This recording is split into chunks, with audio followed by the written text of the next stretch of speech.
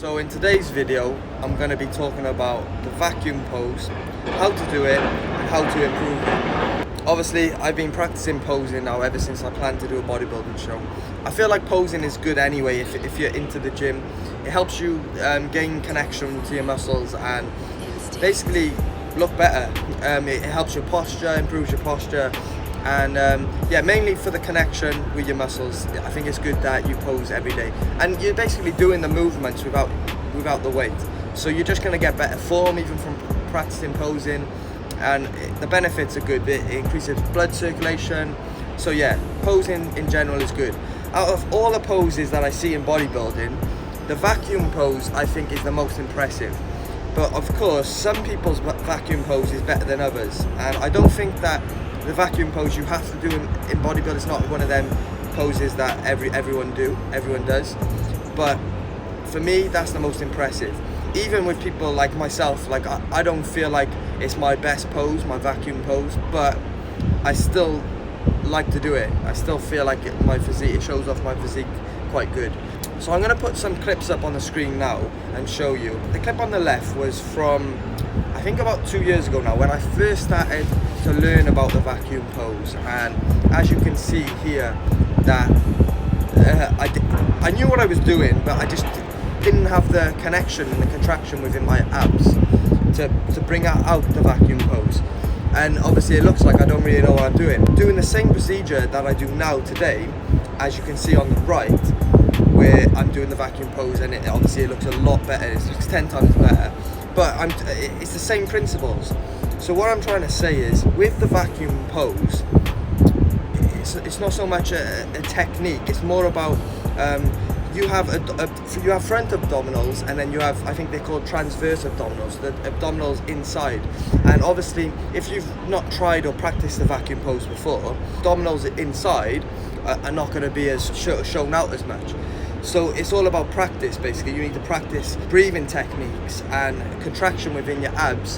When I was learning about the vacuum pose, all the videos that I searched for, I didn't find the same way that I found to learn how to do the vacuum pose, if that makes sense. So you're kind of like relaxed, and it's hard to talk about, so I'm just going to actually do it, and then I'll talk about it after.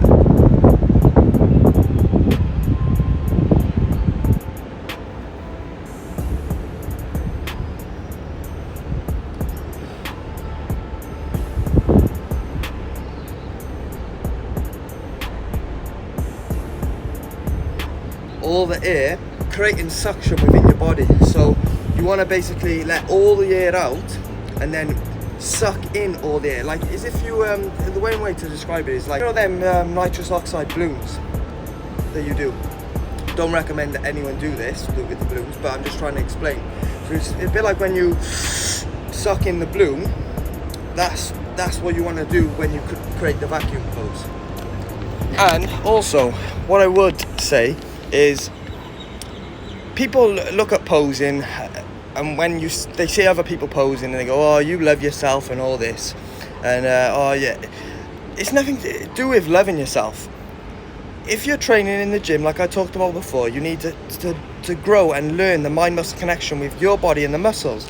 And to be honest with you, the only way to do that is by posing, working through the movements. And the best way to do it is when you're not actually using any weight, just your body's free. And also, if you want abs, the best way to grow and improve your abs is to focus on the contraction, focus on the breathing technique and all this. And this is something that I'm still learning today, and I'm continuously learning with my training. You just get better and better and better, and you keep tweaking things here and there. So to practice contracting your abs, and even when you do the exercises then in the gym, it could be whatever exercise, but we're talking about abs today. When you're in the gym and you're doing abs, then once you learn and you focus on your breathing and your breathing pattern, and then your form pattern, and then the squeeze and the contraction within your abdominals throughout the exercise, you're going to learn that you're going to actually, your abs are going to grow better. They're going to show more. They're going to come out. And the overall development are just going to improve. So the one thing that I found when I was learning about the videos for vacuum from YouTube, so some people would see if I can demonstrate it to you now. Some people would like tell you to just grab onto things, hold like that, and suck in and breathe out. So that's what I used to do. But the best exercise that I ever found for myself is this one, which I'm about to show you now. And we're just going to practice the pose when laying down. So breathe out.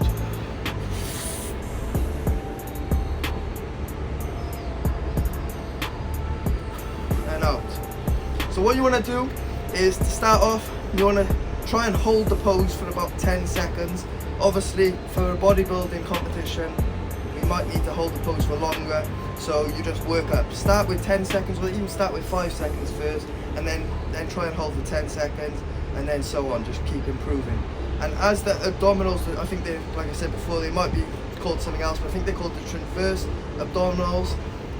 As they grow and improve, you'll just get better and better, and you'll be able to hold it for longer. Also, when people talk about certain fancy names with muscles and stuff, you get what I'm trying to say. Like, we don't need to know the exact wording of things, we're not scientists. So again,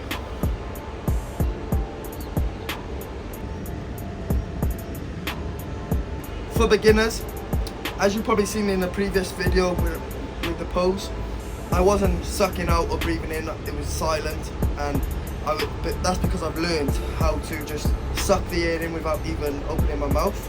But for beginners, you might want to do something like this, where you just go breathe out and then breathe in. So you're breathing out and then breathing in, sucking in, and keep your mouth shut at the top part of the exercise. Then another tip for you, it's not really a tip, but this is what I like to do after, is just to stretch my abs out. So yeah, you want to get in this position here and just push up.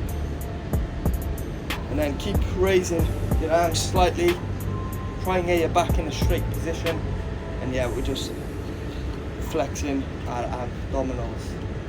And then you can go into some yoga poses now, so I think they call this, I don't know, downward dog or something, I don't know.